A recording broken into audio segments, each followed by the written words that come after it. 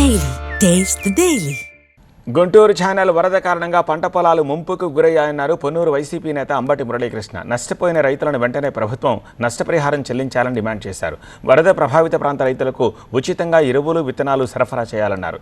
రైతులకు న్యాయం జరగకపోతే ఏ పోరాటానికైనా సిద్ధమన్నారు.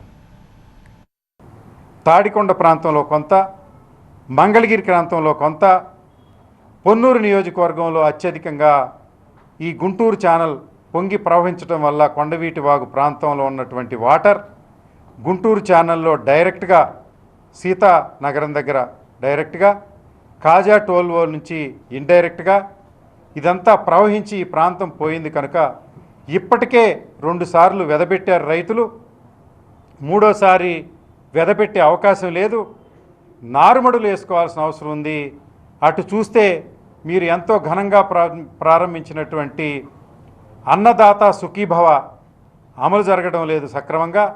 మీరు వెంటనే తాత్కాలిక భృతిగా నారు వేసుకోవడానికి ప్రాంతాల్లో ఎకరాకు 10,000 రూపాయలు, ఉచితంగా ఎరువులు, ఉచితంగా పెస్టిసైడ్ ఇమ్మని మేము అనేక సార్లు కోరడం జరిగింది. ఇప్పటికైనా రాబోయే రోజుల్లో ఈ డిమాండ్ని ఫలప్రదం చేయడం కోసం అవసరమైతే రైతులతో కలిపి ఉద్యమం చేయడానికి మేము సిద్ధంగా ఉన్నామని మిమ్మల్ని హెచ్చరిక చేస్తూ ఉన్నాం.